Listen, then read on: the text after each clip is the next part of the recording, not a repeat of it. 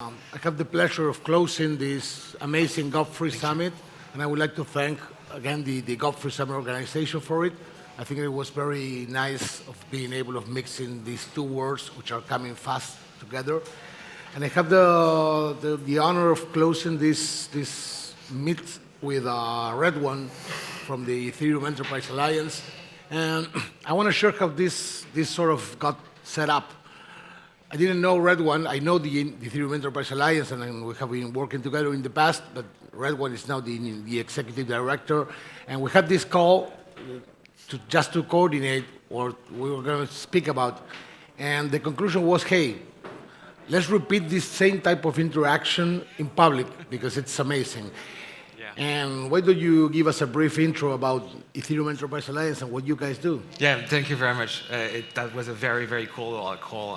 I can only agree with what you just said. So the Enterprise Ethereum Alliance, we are a trade organization, member base, non-profit base in the US, where we gather different large enterprise and startup building on Ethereum and fostering and advancing adoption of Ethereum for institution or large enterprise.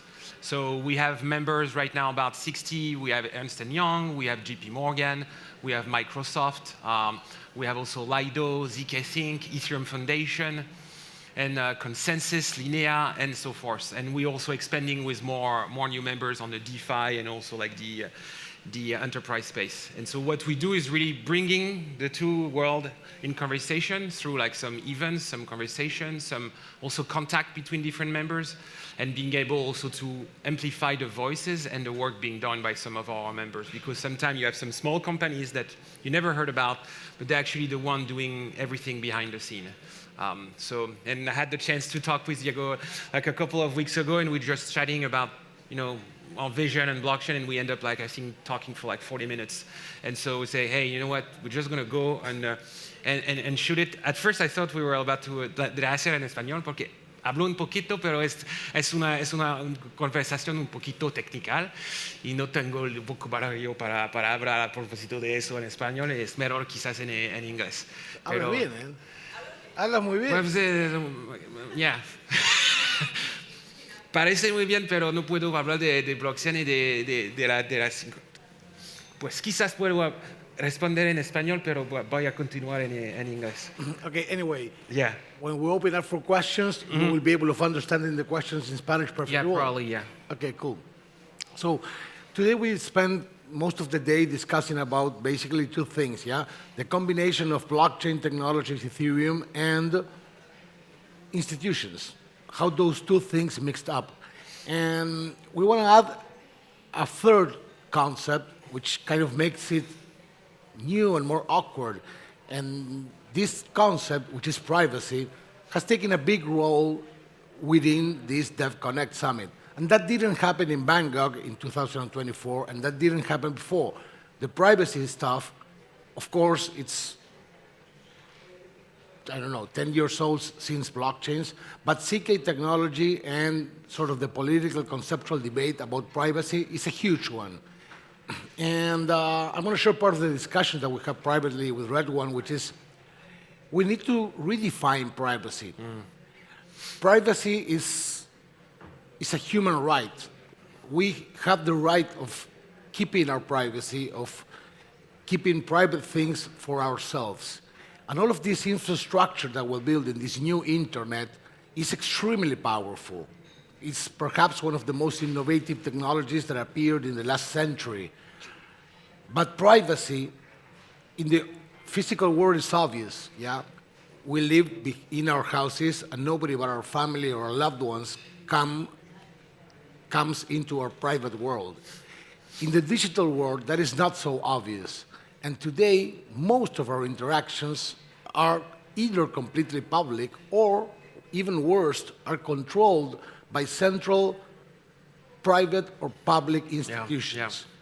Yeah. And we deserve and we need to have privacy, because it's irrational to having everybody being able of monitoring every step that we take in the digital world.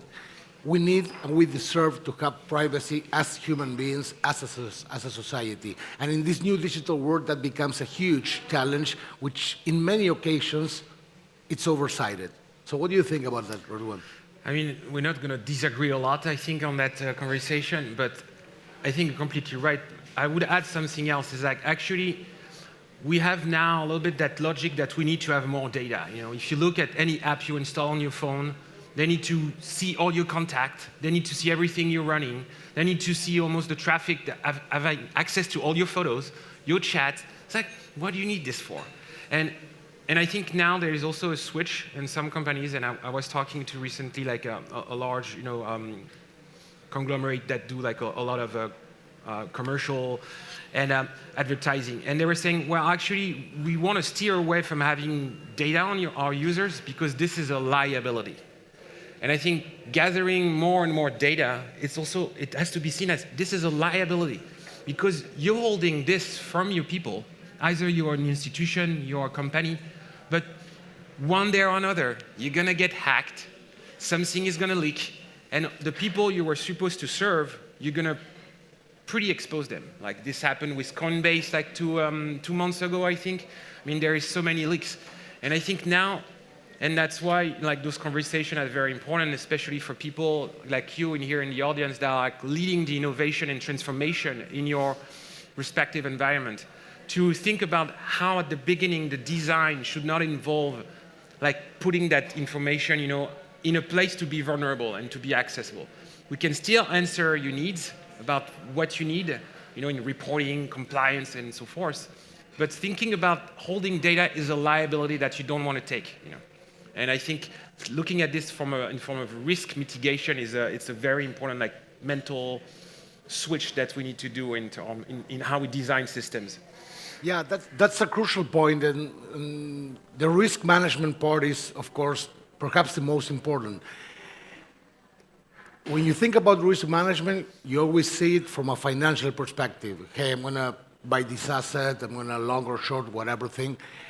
But there's a much more essential and basic concept, which is how do we separate, and Fede was speaking about that, bad actors from good actors. In every in every society, we have bad actors, and that's a reality that we can't deny. But let's go back to the physical world. Many crimes are committed behind closed doors, and that is awful, but it's true. So what will happen if any given government says, okay, we're going to put a camera inside every room of every house so as to get crime down? And perhaps they would succeed. I mean, perhaps crime will effectively go down. But we would never, ever agree to that type of invasion of our private realm. That is a risk that society is accepting to take, that, okay, some crimes are going to be committed behind closed doors, but we won't allow governments or institutions or whoever to have this sort of Big Brother style thing watching us. And we accept the fact that crimes are going to be committed behind closed doors. But in the digital world, it's not so obvious, but it's even more important. We need to know that bad actors are maybe going to take advantage of the privacy, but privacy is not secrecy. We need to give society the right to have private transactions, both in the financial world and in the identity world and verification world. That will allow for sure of some bad actors taking advantage of that situation, and law enforcement should pursue them with all of their power. But that doesn't mean that we need to make everything public, because that would make this sort of, Big Brother Nazi state that we don't want to live in. We in the Occidental world, we don't want that. We value and we embrace freedom. I think there is also a definition between, the difference between privacy and anonymity. It's not the same. Everyone has different, definition. Like you go to a DeFi protocol and you say, hey, I want to be anonymous. That doesn't mean it's private. Everyone is going to see your trade and everything you do, your position. And it's actually when institutions, they come in, they're like, wait a minute, I don't want this to be seen. I want this to be like private. And I think also like what you mentioned about the privacy and the intrusion is like it's important to really reconsider like the way we approach, sometimes we look too much of the solutions. Well, what are the problems you need to solve? What are the situation that you have? And then you look, how you can implement that from a technology perspective. And I think it's a fantasy to think like because you're going to have everything open, that you're going to have a safer society in many ways. You know, it can be society, it can be also in terms of business. Like risk mitigation, it's about assessing those risks, and usually probably more like about procedure than actually opening everything. You know, like Europe is trying, I think, right now to pass some legislation, like pretty crazy. Like they want to almost like ban not cryptography, but like encrypted messaging, and say, hey, we should see all of your messaging. I think Google right now, like even I think Facebook, I think it's about like mid-December. Apparently, they're going to read all your message and train AI on that. I mean, why? Like Google was doing this for a long time on the email, and now they're also like training AI. Like they toggle it. You have to go 3 screens to disable that. And I think getting back the ownership of the data.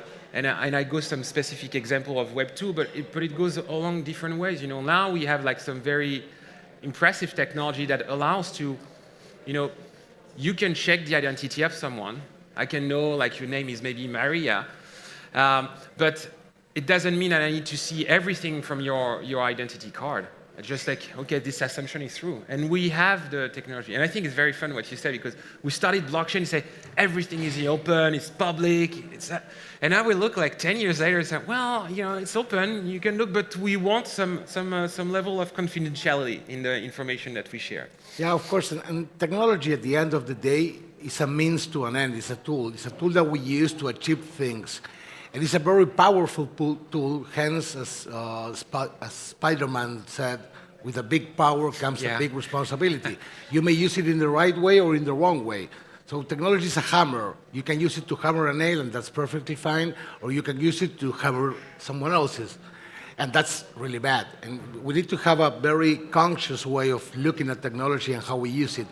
And technology will allow us to do, and that is something that is coming to fruition right away as we speak, we will see some amazing improvements, as for example, and I'm going to be a little bit technical, which is for fully homomorphic encryption.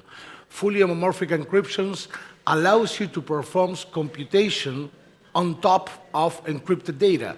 So for example, you could analyze health records of millions of individuals without ever knowing which is any given individual, and without ever revealing private information. But you will be able to abstract amazing conclusions, helping research and medicine to advance. Yeah, medical data, exactly. Yeah, and the same thing applies to, I don't know, almost any other thing. The ability of being able of computing with encrypted data is incredible, and that is a way of preserving privacy. But switching to another thing that we discussed is this: when corporations, when institutions get into the going one step behind. The other day, Fede shared in a talk in the University of Buenos Aires a concept that I found very interesting, which is the greatest advantages and the greatest evolvements in human technology are always coordinating technologies. Technologies for coordinating between humans, because the greatest challenge that we have as a race is coordinating our actions, where each and every one has its own vision, and we need to coordinate that. And at the end of the day, internet became that. So when corporations get into this new realm, as it was in the internet in the 1990s, they had this view saying, hey, you know what, we love the internet, that's a great technology, but we're going to do this private internet that we own and we control, and they name it the intranets. A few years later, that proved to be a completely wrong approach, and every corporation in the world is now on the internet. And the same thing is happening, or happened, with blockchains. Hey, you know what, blockchains are amazing, Ethereum is great, but we're going to do our own private implementation of blockchain instead of relying on public censorship-resistant blockchains, which is definitely the way to go. I think that tide is shifting right now, but what do you think about this? That's completely the shift that is happening. Private blockchain were like the hot topics like 5 years ago, but now everyone is more. I think they can see they can have the modularity of having some specific design for whatever they want to build, and still be able to rely on a public infrastructure. Today we can all send a message to each other on WhatsApp, because at a certain point, some people say, you know what, okay, we're going to all use TCP/IP and agree on a technical thing that's going to be the same. But we could have, actually, some countries have been doing a little bit, trying to create their own other standard to isolate themselves. But the group effect, as you said, like coordination, is so powerful. And I think that's a testament of how things can really go beyond our imagination when we really think about the system as completely global and without border. You can still be able to have your own intranet at home or in your company, but you have some gateway with the rest of the world. And think about this in blockchain as you can be able to have everything that happen in your private box, let's say, like your network, and then you can make sure let's say like the ledger that you have here with all the different transactions can be, I'm going to really loose, for my Web3 friend, it's a very loose analogy, but to make it simple, you can still having this on a public infrastructure. So if this goes down, you would be able to retrieve everything that happened from the central. And so this, I think, is a very powerful tool, because that gives you the flexibility that you want to build things, while also relying on a layer that is credibly neutral. That's a very interesting concept, by the way. And I think that's where we're going to evolve in terms of architecture, and where everything is like kind of moving towards right now, from what I see. Yeah, having been in this space for quite a while, corporations started very deeply with saying, hey, we're going to go with the private blockchains. I understand that as a proof of concept maybe 7 years ago. In Argentina, we had this Blockchain Federal Argentina project, which was a nice proof of concept. I think that it should be aborted right away. Why? Because we now have Ethereum. Ethereum is the world blockchain infrastructure. It has over $300 billion in economic security, over 10,000 nodes. Anyone can set up a node at their own will. And that provides liquidity, and that provides security, and corporations using today's technology can build, for example, blockchains running in Validium mode. They can preserve the data privately, but use the economic security and the openness and censorship resistance of the economic infrastructure of Ethereum. So the combination of both, maybe 7 years ago, was not possible. Today is a reality, and I think that all of us who have many key decision makers in the region here, and many of us working in the industry, we should really struggle and put all of our effort in order to sort of, let's say, evangelize and sort of share this vision with everybody in positions of power, because they have the possibility of really making this right, and we should pursue that as hard as possible. And I say something for the people that are not from the Ethereum Web3 space. This is on us, like, whether like we're technologists, and so this is on us to come and talk to you, to adapt to your language, and so never be shy away to ask questions.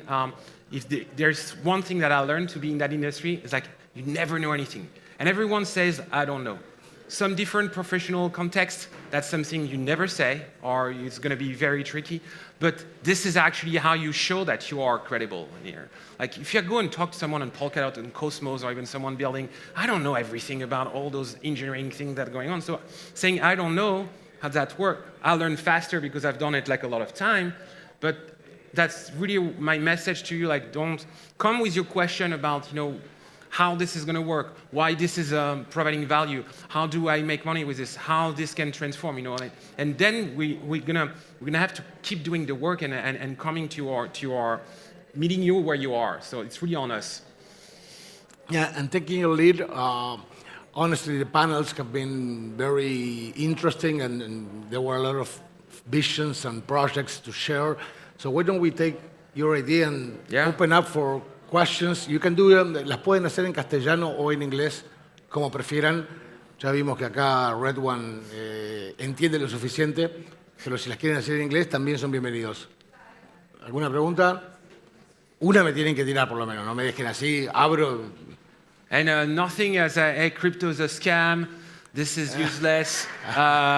this is just some meme coin thing, this doesn't work, this doesn't scale, anything you want, like I'm happy to jump in. That's where it's going to be fun. No hay preguntas de token, no hay preguntas de temas financieros. Ok, Romy. Yeah, but la voy a hacer en español. Creo que ahora la Ethereum Foundation y Ethereum en general está cambiando y ahora tenemos un Etherealize, tenemos Ethereum Enterprise, tenemos Enterprise Ethereum Alliance. ¿Cómo podemos desde Latinoamérica colaborar y cuál es el scope específico de su organización frente a estos otros equipos? Gracias. Sí, ok, claro. Perfecta pregunta. So what we do specifically, like Etherealize, first, this is going to be an easy one. Etherealize is a commercial entity. It's a startup. They raised 30 million in September. So they're building a product, leveraging ETH, focusing on Wall Street. So that makes it very... then now you have the Ethereum Foundation. They are historically and still to this day owning, one way or another, the technical roadmap and the research, And so they have also an enterprise team that now pick up the phone when some people want to come and talk to them. So they can do this, and this has been fantastic. We realize how much everyone wants to talk to it. And then, the EA, the organization I lead, we structure in an industry group, in a standard organization. We have, all the paperwork for if JP Morgan, Bank of America, BNY Mellon, Banco de Galicia, here, and the central bank, plus they want to collaborate together, you need some specific framework to do this, and we can provide that. And so, to answer your question, we all work to make Ethereum win, but just in different position. And so that's really what we are doing, and I can understand it can be confusing for the ecosystem, like what is this foundation? Is Vitalik the president of Ethereum? But to surf on what you said before, what we really want to do is to create a community, and to continue what you said with LATAM, is like having some hubs everywhere, because that's where we're going to be the most powerful. It's not by centralizing the power in one organization or another, but be able to, you need to have some anchor points, of course, and then decentralizing the trust. Someone used that term a couple of months ago, I forgot who it was, but they said, what we need to do next for us in the industry? We need to decentralize the trust of each other. And that's something that really resonated, because I feel, how the first time I talked to Diego, I know he's a legitimate, actor. How does he know that I'm legitimate? And right now in our industry, Web3, it's very much like who you know, and you make some connection.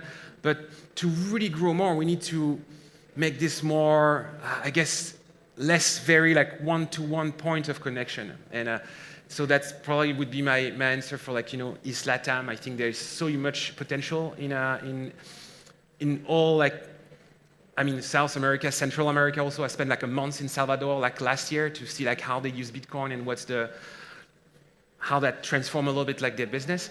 And I think there's huge opportunity in here, especially because of all the exposure you can have to FX, etc. I would like to pick up and make a deep dive in what Romina asked about the region. And I do think that Latin America is poised to take the lead potentially over this transformation in the infrastructure that institutions use. And why do I think that? Because at the end of the day, as I said when we started this panel, not this panel, but the meet, what we are doing is we're replacing old infrastructure, as when telcos companies started to replace their copper lines with fiber optics. That is a big decision. What is the difference between maybe Europe, America, United States of America, and we in Latin America? That what they are replacing works pretty well. They have solid infrastructures. They have a system that works. We in Latin America, in Argentina, we are very laggard compared to the United States, or just to give you an example, the stock exchange has the volume of maybe one small stock in the NASDAQ or NYSE. Our loan infrastructure, trust infrastructure, financial infrastructure is so much behind compared to what is happening in the US and Europe that we have left to lose by changing. It makes complete sense for us to say, hey, you know what, let's embrace this new infrastructure, because then we could leapfrog and not trying to reach where the US is, but just leapfrog where they are and adopting this new infrastructure. So I think that Latin America, if we move fast, we strengthen this type of coordinations between the private sector, the technology nerds, banks. Hey, we have a huge opportunity ahead. I completely agree with that, because is there any? Okay. You are competing with the food. Yeah, I competed with the food. The buffet. Oh, no, we have one more. We have one more. There. Francisco from Mexico. I still really concerned, as Diego has talked today and yesterday in your other event, and what you've been saying about privacy. What happened when the hammer that you said that could be used for good or for bad, we are trusting that hammer to the government? Because like in Mexico, that the federal government, not local government, but federal government, they are trying to control information and what you do, where you are, and everything. How to trust that privacy to a government? Don't. You shouldn't. For me, in the digital world, having that type of honeypot of information and control, if each time I need to check my driver's license or my national ID to get into a building or whatever, whichever central institution, I don't care the name of it, banks, Google, governments, are able of knowing that, they're going to have a digital footprint of all of my life. Again, I go back to the example of having cameras in each room of every house, or even worse, in this scenario, it's like having a GPS chip on you and that they can follow you wherever place you go. It's not that obvious, but it's even worse. And we should, and I think as a society, fight against that type of intromission in our lives as hard as we could. If the government says, hey, I'm going to put a GPS chip in each and every one of the citizens in order to be able of seeing where they are, nobody would accept that. Hence, why would we agreeing with that in the digital world? It doesn't make sense. It's bad. It's bad. But you know what, Diego? They could actually do that. Why not? They could follow us everywhere. But if everyone who access that data, you know about it, you have to authorize it, and it's kind of out in the public, not the data in itself, but the fact like someone access it, I can pretty sure that would self-regulate all the excess.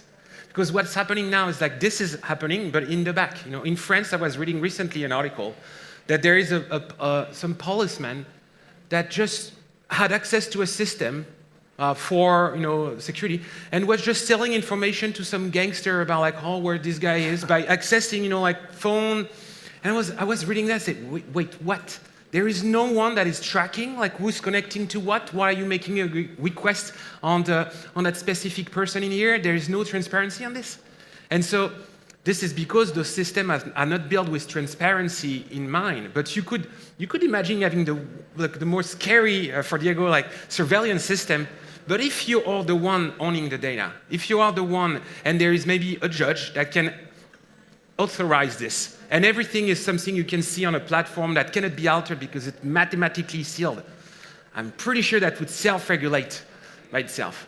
But now those systems are opaque and behind the scenes. So, you can you can bypass, say, hey, Peter, double click over here, tell me what it is, and the judge never seen. And so we could build those systems. We have now technology and we have design that can do this. But it's about how we need to change the mindset. That's maybe a little bit of a hot take, of that, because you want to know more data. If you're let's say your government, you want to know everything. Okay, I'll give you everything. But we put everything in encrypted, and you need to have some clear rules who can have access, and we're going to see everyone who access that. And you cannot, if someone access it, we're going to see it. You cannot fake it. And that's going to be a different conversation because we'll see if you're willing to do this. How would you say no to that? This is your dream. Yeah. Well, let's take these final closing remarks from Red One, which give us sort of a light of hope. We can do this in the right way or not. So let's pursue the right way and the right path. And all of you have been a great audience. Thank you so much for coming, and let's keep on building and working towards this bright future. Thank you so much. Gracias, Diego.